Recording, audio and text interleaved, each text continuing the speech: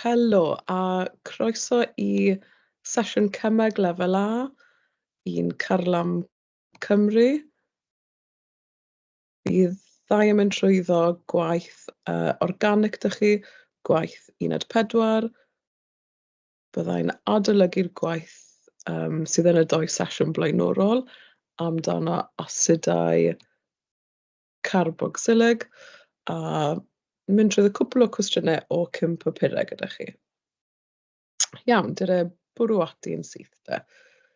Felly, fel o'n i newydd gweud, fi yn mynd i adolygu bullet point 1 a 3 dych chi, felly edrych ar asidau carbocsilig, a popeth chi fod dysgu amdano asidau carbocsilig ym mlwyddyn 40 o trefn asidedd rhai cyfansoddion gwahanol trwyddo i nitrilau ac amidau. Dyna'ch manyleb chi, allwch chi gweld y pwyntiau bwled A i G sydd eisiau bod chi yn adolygu er mwyn llwyddo yn yr haf. Iawn, grŵp gweithredol, so carbon, 2 ocsigen a hydrogen, eich COH chi. Asid, gobeithio chi'n cofio o gwaith blwyddyn nawlan, yw sylwedd sy'n darparu ionau hydrogen, sy'n darparu H+. Fel HCl neu fel eich asid sulfuric chi yn gyfarwydd iawn gyda reina. So eich asid carbocsilig, COH, phenol, eich cylch benzen chi, eich OH yno fe, dŵr chi'n bod y fformwla a alcohol eich grŵp OH chi. Trefn asidau, dyle fod chi yn cofio o'r gwaith chi'n gwneud yn eich gwersi, neu eich gwaith adolygu, neu gwaith y sesiynau yma. Asid carbocsilig, fel mae'r enw'n awgrymu, yn acidic. Phenol, bach llai acidic, ond dal yn acidic. Dŵr, fel fi'n siŵr chi'n gwybod, yn neutral, felly pH 7. Alcohol bach, jyst twtsh dyma bach yn alcliaeth. Felly dyna trefn yr asidedd. Eisiau bod chi'n gallu esbonio hwnna, a mae hwnna yn digwydd oherwydd eich sefydlogrwydd eich anion chi. Anion eich gwefr negyddol. Chi'n gallu gweld bod yr anion llawer fwy sefydlog gyda eich grŵp carbocsyl chi nag yw ei gymaru gyda phenol, a mae fe'n ansefydlog gyda'ch alcohol chi. Os ych chi'n edrych ar y CO- myna, chi'n gallu gweld bod y gwefr negyddol na wedi cael ei dadleoli dros popeth myna, dros eich 2 ocsigen chi a'ch carbon chi.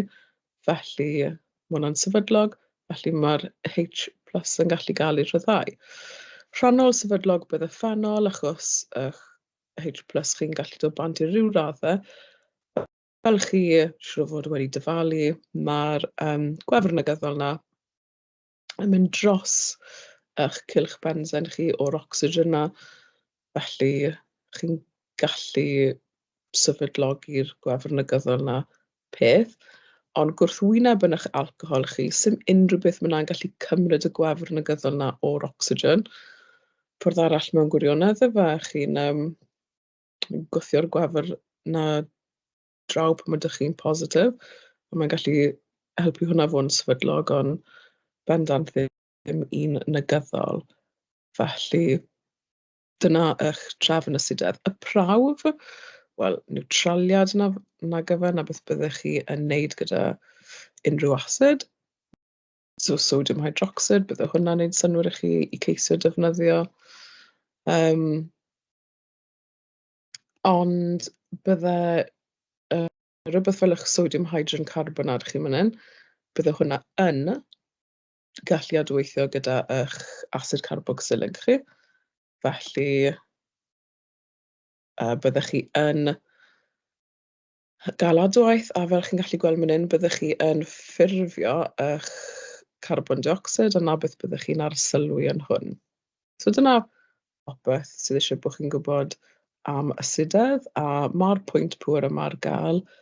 Ni wedi mynd trwyddo'r gwaith yma, ond neis i adolygu yn gyflym. Iawn, ffurfiant asidau trwy ocsidio alcohol neu aldehyde. Dechrau bant gyda'ch alcohol chi yn y cylch na. Bydd hwnna'n cael ei ocsidio i aldehyde yn eich sgwar chi yna, a wedyn yn y suren bydde eich asid carbocsilig. Cofiwch, byddwch chi'n methu dechrau gyda alcohol eilaidd, achos byddwch chi'n benni land o ketone, a bydde hwnna ddim yn gallu ffurfio eich asid carbocsilig chi. Ocsidio ni'n ei fan hyn, felly un esiampl chi'n gyfarwydd iawn gyda yw eich potassium dichromad chi, a chi'n gwybod y lliw, eich oren i gwyrdd, a eich ionau chi o uned 3. Neu gallech chi ddefnyddio potassium permanganate, gallech chi wedi gael y lliw neu sborffor tywyll na i deilliw gyda'ch ionau chi, eto chi'n gyfarwydd gyda'r ionau o uned 3. Iawn. Yr arbrawf gwrosogi o dan adlifiad, fel yr arfer a alcoholau cynradd, fel o'n i'n gweud gyda eich aldehyde chi, chi'n gallu dechrau unrhyw un o'r reina, gyda eich ocsidydd chi, so daws o un o'r doi ar y sleid cyn hwn, a eich acid sulfuric a gwahanu gyda dystyllu. Chi'n gweld y ethanol, 2 ocsigen, so 2 myna, ond butanol 1. Ethanol yn alcohol, butanol yn aldehyd. So i gael yr aldehyde yma, chi wedi ocsidio unwaith, felly dim ond 1 ocsigen sydd angen fan hyn. Cofiwch yr O mewn y cromfach sgwar, dim ocsigen yn ei wir yn meddwl na fe, hwnna ni'n defnyddio i dangos bod ocsidiad yn digwydd. A chi'n gallu gweld wedyn fod i ffurfio'r asid ethanoic a asid butanoic. Iawn, cwestiwn newydd i chi te, cwestiwn o cyn papur eitha ddiweddar. Awgrymwch ocsidydd i'w ddefnyddio i ocsidio'r alcohol. Awgrymwch ocsidydd. Heb darllen gweddill y cwestiwn, dylai fod y doi chi'n gyfarwydd gyda popo mewn eich pen chi, so dylai fod chi gyd yn meddwl, potassium permanganate, neu dylai fod chi'n meddwl, potassium dichromad. Wedyn chi'n parhau i darllen y cwestiwn a chi'n gweld i'w ddefnyddio i ocsidio'r alcohol. So chi'n meddwl, unrhyw un o'r reina yn gweithio ocsidio alcohol, a wedyn mae'n gweud yn dilyn bromineiddiad. Wel, sy'n y rhan na o bwysig chi, mae hwn wedi cael y bromin wedi ychwanegu dros bondwbl fi'n siŵr. So, fi wedi enwi'r doi, ond croeso i chi sgrifennu fformula. So, cofiwch beth o'n i heb gweud, oedd mae angen bod hwn yn asid. So, amodau acidic, so H+ chi, neu chi'n gallu gweud acidic, ond os chi ddim yn gweud chi ddim yn gael y marc. Felly holl bwysig. Iawn, ni wedi ocsidio, ni wedi gweld trefn yr asidedd, felly mae eisiau chi edrych ar gwrthwyneb nawr i ocsidio, gallech chi edrych ar rhydwythiad. So mynd am nôl, mynd o'ch asid carbocsilig chi nôl i'r alcohol, dim stop yn yr aldehyde, chi'n mynd syth nôl i'r alcohol na, a fi wedi gweud mynd gyda eich LiAlH4 chi. So rhydwytho, mynd am nôl, fel yn dangos i chi yna. Chi'n gweld 2 asid carbocsilig da fi fan hyn. Ni yn mynd i ffurfio'r alcohol, chi'n gweld y COOH na newid i OH. Eich asid i'ch ol chi, fe eich asid Uwch yn mynd i ol. Gan fod asidau carbocsilig yn sefydlog, mae angen rhydwythydd pwerus. Ond ydych chi'n gwybod enw'r LiAlH4 na? Gobeithio bod chi, achos mae eisiau bod chi'n gwybod hynna eich arholiad haf. Lithium tetrahydri aluminad am enw hir y fe 3 ar ôl hwnna. Felly dysgwch yr enw, dysgwch y fformula, cofiwch bod hwnna'n rhydwythydd pwerus. Dyna chi'ch adlifiad chi'n digwydd yna. Ni wedi rhoi hwnna yn rhywbeth fel ethoxyethan. Ddim yn bosib i ni roi hwnna'n dŵr, bydd ddim yn gweithio fan hyn. Mae'n amlwg mae eisiau eich asid carbocsilig, a mewn hwnna chi'n mynd i ffurfio eich alcohol chi. Beth am y rhydwythydd arall? So, nhw wedi sôn am doi ocsidydd heno, potasiwm permanganat, potasiwm dichromad. Odych chi yn gwybod eich doi rhydwythydd chi? Un I newydd gweld, enw'r un arall, yn hir, allwch chi darllen yn mynd trwyddo hwnna eich hunain, ond hefyd eich NABH4. So, NABH4, beth am hwnna te? Odyn ni yn gallu rhwydweithio asid carbocsilig nôl I alcohol gan ddefnyddio hwnna? Na, na, na, na, na, na, na, na. Chi yn methu wneud na. So na, mae na sy'n meddwl sodium, ond na ffordd ddefnyddio I chi cofio, na BH4, na ni methu defnyddio hwnna I rhwydweithio ein asid carbocsilig nôl I alcohol. Pam? Wel, gobeithio chi'n gwybod, dyw hwn ddim yn rhydwythydd digon cryf, felly bydde fe ddim yn gallu mynd â chi nôl. Hafaliadau rhydwytho wedi mynd trwyddo o blaen, o'ch chi'n gallu gweld yn lle yr ocsigen yn cromfach sgwar, a hydrogen sy'n dynnu yn y cromfach sgwar. Os chi'n rhydwytho, chi'n ychwanegu hydrogen. Felly, 4 hydrogen I mynd o'ch asid carbocsilig chi nôl I alcohol. Yn yr ail un, mae 'da fi 8 hydrogen. Y reswm yw, mae 'da fi 2 grŵp carbocsyl, nag oes e COH ar y dechrau a COH ar y diwedd. Felly, mae angen 8 hydrogen yna yn lle eich 4 chi. Iawn, ffurfio asidau aromatig. So, asidau aromatig wrth, yn y glas yma, ocsidio ochr godwyni methyl. Llwyth o pethau chi edrych arno yna. Un, cofiwch beth chi'n ffurfio, asid aromatig. So, mae rhaid bod eich COH chi'n uniongyrchol ar eich cylch bensen chi. Wrth ocsidio, so yna'r ffordd I wneud e, ocsidio. A be ni'n ocsidio? Ochr cadwyn methyl. So, CH3, CH2, CH sydd yn sownd yn uniongyrchol i'ch cylch bensen chi. So, ochr cadwyn methyl, mae rhaid gael un atom, o leia un atom, o hydrogen wedi fondio i'r carbon sydd yn sownd i'ch bensen chi, sydd wedi bondio yn uniongyrchol i'ch bensen chi. Felly'r un cyntaf yna, chi'n gallu gweld CH3 wedi bondio i'r cylch bensen, felly iawn. Drychwch ar un nesaf, dych chi CH2 wedi bondio i'ch cylch bensen chi. Chi'n anwybyddu'r ail CH2, anwybyddu'r OH. Be ni moyn yw carbon gyda hydrogen, o leia un hydrogen ono fe, yn sownd wedi bondio i'r cylch bensen, a na beth sydd dynnu. Ond drychwch ar y trydydd un, mae'r carbon sydd yn sownd i'r cylch bensen, so wedi bondio'r cylch bensen, mae dyn ni fflwrin a fflwrin, felly dyw hwnna ddim yn addas. Allwch chi ddim defnyddio hwnna yn yr arbrawf yma, byddwn ni ddim yn gallu ffurfio, byddwn ni ddim yn gallu ocsidio hwnna I greu eich cylch bensen gyda COH yno fe. So, asid carbocsilig aromatig yw y llun cyntaf yna, achos dyn ni COH ar eich cylch bensen chi. Drychwch ar yr ail llun, beth sydd â chi yna, eich cylch bensen chi. Ond mae CH2 cyn y grŵp COOH, felly dyw hwnna ddim yn bosib fel cynnyrch, allwn ni byth ddefnyddio hwnna. Eto adlifo eich adlifiad chi, ond drychwch arno hwn, potasiwm permanganat, iawn, chi wedi defnyddio hwn I ocsidio o blaen, ond mae hwn yn alkyliaidd sydd yn wahanol, rhywbeth chi ddim yn gyfarwydd gyda, felly cofiwch. Potasiwm permanganat alkyliaidd, os ni'n sôn am cylch bensen gyda CH3, a ni moyn troi hwnna mewn I cylch bensen gyda'r grŵp carbocsyl yno fe, mae eisiau bod hwn yn cael ei wneud o dan amodau alkyliaidd. Yn gyntaf ni'n creu'r halwyn, wedyn bydd eisiau rhyw fath o asid gwnedig I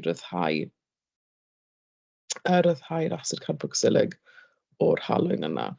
Felly mae'n hyn, dyn ni adlifiad ar CMNO4 alkyliaidd yna, a ni wedi dechrau bant gyda yr adweithydd cywir, creu'r halwyn, rhoi rhyw fath o asid gwnedig mewn, a ni yn ffurfio yr COH na wedi bondio i'r cylch bensen.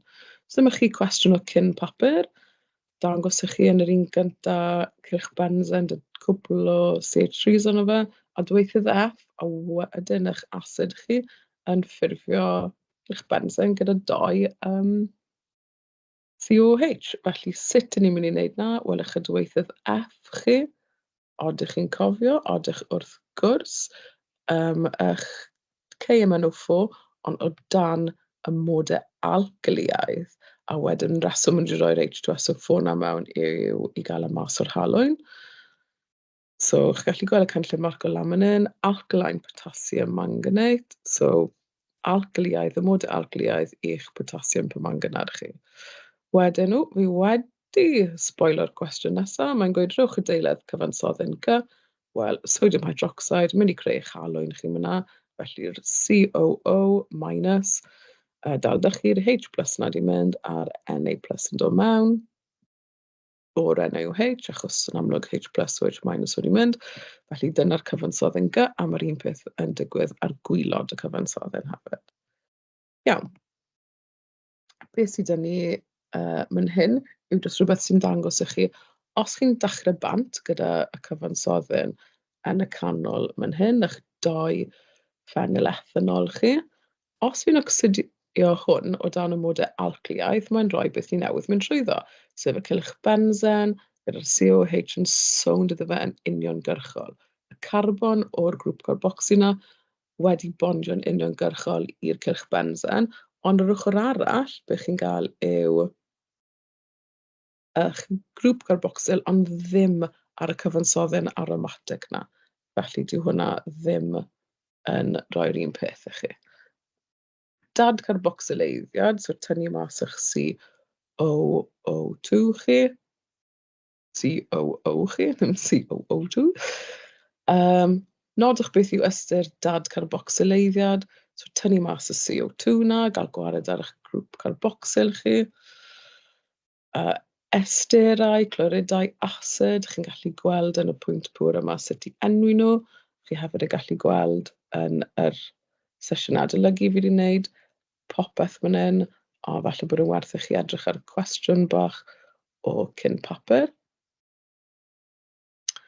Cofyn dod lan fan hyn. So, asid clorid bensen, 1,4 deicarbonyl deiclorid, yn cael ei wneud trwy dweithio asid bensen, 1,4 deicarbocsilig a phosphorus 5 clorid.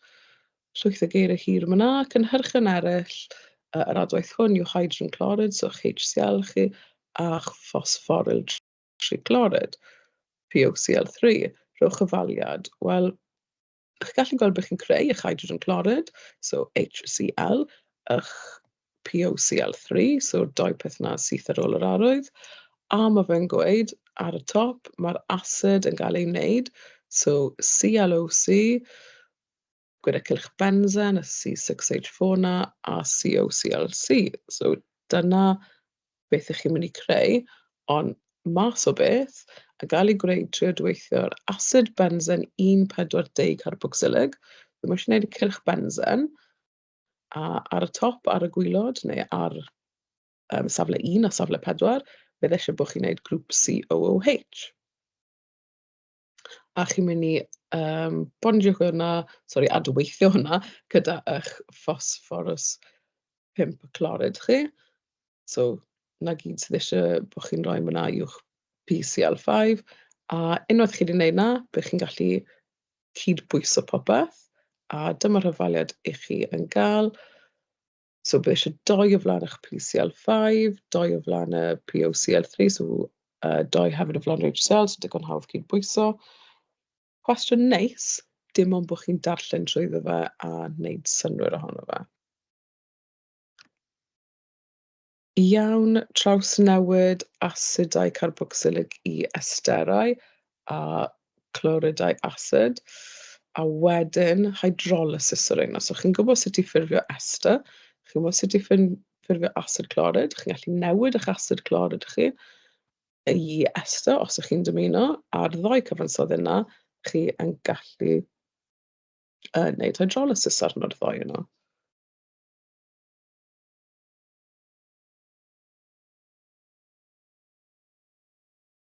So dyma hydrolysis o ester, adlifiad gyda asid gwenedig, a chi'n gallu gweld eich carbocsilig.